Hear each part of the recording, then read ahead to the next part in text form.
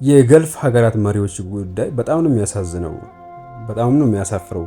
የአሜሪካ ኮንግረስ አባላት ዓለምና ኢራን ካስከፊው ዕጣ ፈንታ ለመታደግ ትራምፕ ስልጣን መልቀቅ አለበት፣ ካለበት ስልጣን መውረድ አለበት እያሉ እየመከሩ ባሉበት በዚህ ሰዓት አረቦች ደግሞ በጎን በተባበሩት መንግስታት ድርጅት ውስጥ ከአሜሪካና ከጽዮናውያን ጋር በማበር በኢራን ላይ እየዘመቱ ይገኛሉ።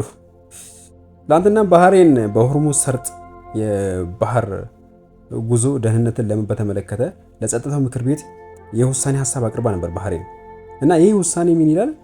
ሰርጡን ለመክፈት ወታደራዊ ኃይልን መጠቀም የሚያስችል ሲሆን በአጭሩ በዓለም አቀፍ ጥምረት አማካኝነት በኢራን ላይ የሚሰነዘረን ጥቃት ህጋዊ ለማድረግ እየተዘጋጀች ነበር ባህሬን።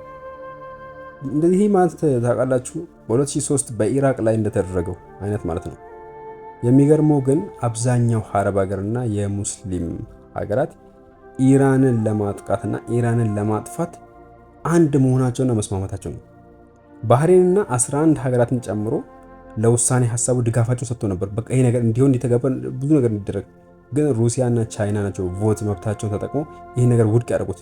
ሩሲያና ቻይና ውድቅ ባደረጉ ኖሮ እንግዲህ ምን እንደሚፈጠር አስቡ። ግን አረቦች እንዴት በዚህ ያክል ደደቡ ሊገባኝ አልቻለም።